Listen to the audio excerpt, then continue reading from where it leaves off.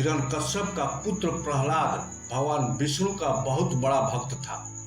प्रहलाद को अक्षर ज्ञान तथा भक्ति ज्ञान के लिए उसके पिता राजा हिरण्यकश्यप ने शहर से बाहर बनी पाठशाला में भेजा, जहां पर 2 आचार्य पढ़ाया करते थे, धर्म की शिक्षा दिया करते थे। हिरण्यकश्यप के आदेश से सबको हिरण्यकश्यप नाम जाप करने का मंत्र बताते थे। कहते थे कि राम विष्णु नाम नहीं जपना है या अन्य किसी भी देव का नाम नहीं जपना है, हिरण्यकश्यप ही परमात्मा है। प्रहलाद भी अपने पिता का नाम जाप करते थे। यदि कोई हिरण्यकश्यप के स्थान पर राम राम या अन्य नाम जो प्रभु के हैं जाप करता मिल जाता तो उसे मौत की सजा सबके सामने दी जाती थी। पाठशाला के रास्ते में एक कुम्हार ने मटके पकाने के लिए आवे में रखे थे। लकड़ी तथा ऊपरों से ढक रखा था। सुबह अग्नि लगानी थी। रात्रि में एक बिल्ली ने अपने बच्चे उसी आवे में एक मटके में रख दिए। प्रातःकाल बिल्ली अन्य घर में भोजन के लिए चली गई। कुम्हार ने आवे में आग लगा दी। आग प्रबल होकर जलने लगी। कुछ समय पश्चात बिल्ली आई और अपने बच्चे को आपत्ति में देखकर म्याऊं म्याऊं करने लगी। कुम्हारी को समझते देर ना लगी। वह भी परमात्मा से अर्ज करने लगी और रोने लगी और रोते हुए कहने लगी, हे प्रभु, हे राम, हमारे को महापाप लगेगा, इस बिल्ली के बच्चों की रक्षा करो। बार बार यह कहकर पुकार कर रही थी। उस समय भक्त प्रहलाद उसी रास्ते से पाठशाला जा रहा था। कुम्हारी को रोते हुए देखा तो उसके निकट आया। वह, हे राम, हे विष्णु भगवान, हे परमेश्वर, इन बिल्ली के बच्चों को बचाओ, हमारे को पाप लगेगा, कह रही थी। प्रहलाद ने उस माई से कहा, हे माता, आप राम ना कहो, मेरे पिताजी का नाम लो, नहीं तो आपको मार डालेगा।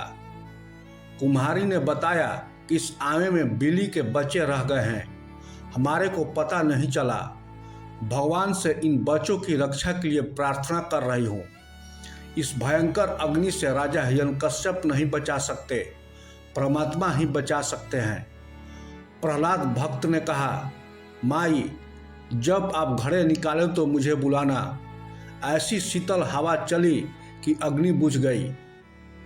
कहते हैं कि 1 महीने में आवे में रखे घड़े पकते थे, उस समय 2.5 दिन में पक गए। प्रहलाद भक्त को बुलाकर आवे से मटके निकाले गए।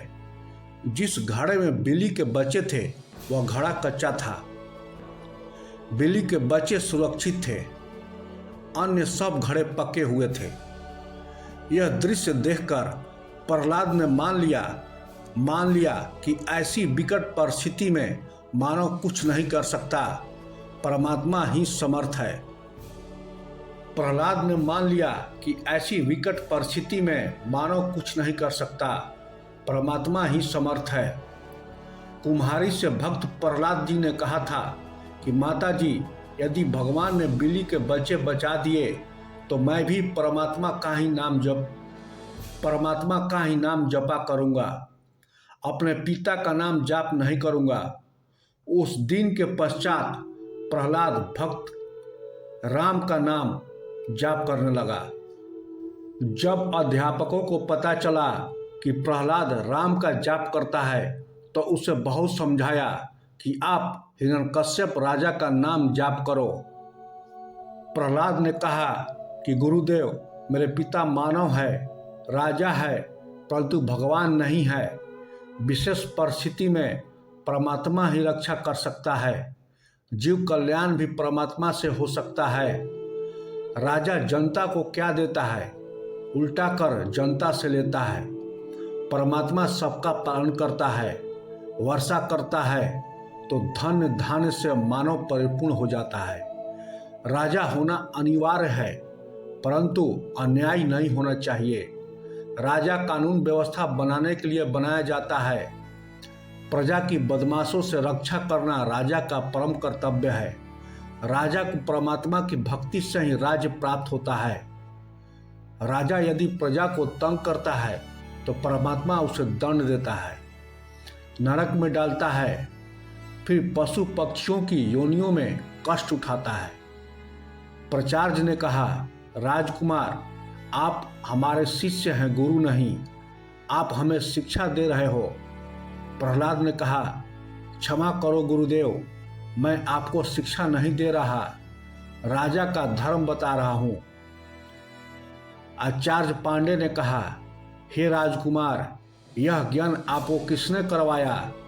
प्रहलाद ने कहा, गुरुदेव, मुझे पिछली याद ताजा हो गई है। जब मैं माता के गर्भ में था, नारद जी मेरे पास आए थे।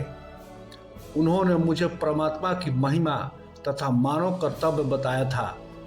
मुझे नाम भी जाप करने को दिया था। अब मैं वहीं जाप किया करूँगा। आचार्य पंडितों ने राजा को बताया कि आपका पुत्र राम का नाम जाप करता है, हमारी बात नहीं मानता। हम शिक्षा देते हैं तो हमको ही ज्ञान सुनाने लगता है। हिरण्यकश्यप ने बुलाकर राम का नाम न जपने को कहा तो प्रहलाद ने स्पष्ट कहा, पिताजी, परमात्मा ही समर्थ है। प्रत्येक कष्ट से परमात्मा ही बचा सकता है, मानव समर्थ नहीं है। यदि कोई भक्त साधना करके कुछ शक्ति परमात्मा से प्राप्त कर लेता है तो वह सामान्य व्यक्तियों में तो उत्तम हो जाता है, परंतु परमात्मा से उत्तम नहीं हो सकता। परमात्मा ही श्रेष्ठ है, वही समर्थ है। यह बात भक्त प्रहलाद से सुनकर अहंकारी हिरण्यकश्यप क्रोध से लाल हो गया और नौकरों सिपाहियों से बोला कि इसको ले जाओ मेरे आंखों के सामने से और जंगल में सर्पों के बीच डाल दो। सर्प के डसने से हम मर जाएगा। ऐसा ही किया गया, परंतु प्रहलाद मरा नहीं, सर्पों ने डसा नहीं, आराम से सो रहा था। सुबह धूप से बचाने के लिए सर्प प्रहलाद भक्त पर अपने फन फैलाकर छाया किए हुए थे। राजा ने कहा कि जाओ जंगल से 100 उठा लाओ। सिपाही गए तो प्रहलाद सुरक्षित था। सर्प इधर उधर चले गए। सिपाहियों ने सब देख लिया था। प्रहलाद को मरा जान उठाने लगे तो प्रहलाद अपने आप उठ खड़ा हुआ। प्रहलाद की आयु 10 वर्ष की थी। फिर उसे पर्वत से फेंका गया। प्रहलाद फूलों के घने पौधों के ऊपर गिरा पर बच गया, मरा नहीं। फिर प्रहलाद की बुआ होलिका अपने भाई हिरण्यकश्यप की आज्ञा से चिता के ऊपर प्रहलाद को गोद में लेकर बैठ गई। होलिका को भगवान शंकर से वरदान प्राप्त था। भगवान शंकर ने होलिका को एक चादर दिया था, जिस चादर को ओढ़कर यदि अग्नि में प्रवेश कर जाए तो जलता नहीं था। उस चादर को ओढ़कर अपने को पूरा ढककर प्रहलाद को उसके बाहर गोद में बैठा लिया और कहा, बेटा देखो मैं भी तो बैठी हूँ, तुम नहीं, कुछ नहीं होगा तुमको। तब अग्नि लगा दी गई।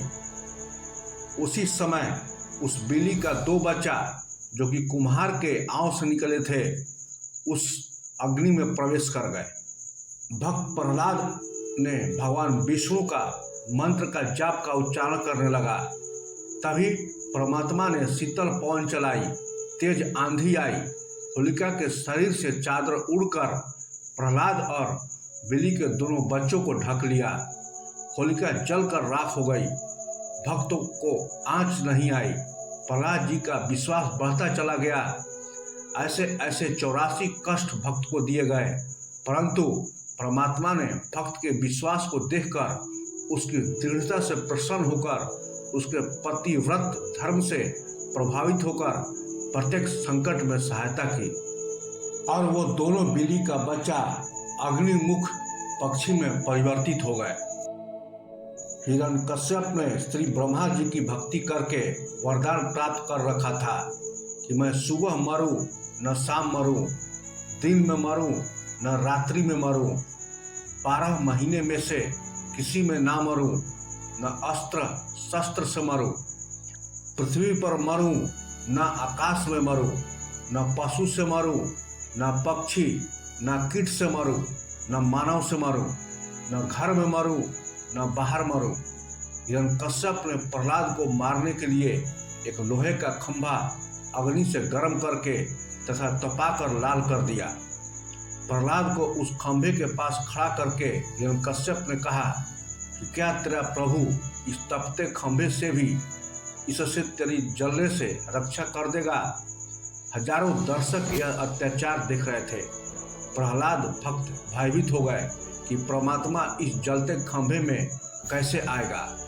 उसी समय प्रहलाद ने देखा कि उस खंभे पर भूरे रंग की छोटी छोटी चींटियां पंक्ति बनाकर चल रही थी, ऊपर नीचे आ जा रही थी।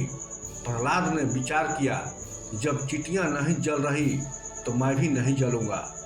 हिरण्यकश्यप ने कहा, प्रहलाद, इस खंभे को दोनों हाथों से पकड़कर लिपट, देखूं तेरा भगवान तेरी कैसे रक्षा करता है। यदि खंभा नहीं पकड़ा तो देख यह तलवार, इससे तेरी गर्दन काट दूंगा। डर के कारण प्रहलाद ने भगवान का नाम स्मरण करके खंभे को पकड़ने के लिए हाथ बढ़ाया। उसी के अंदर से नरसिंह रूप धारण करके प्रभु प्रकट हुए। हिरण्यकश्यप भयभीत होकर भागने लगा।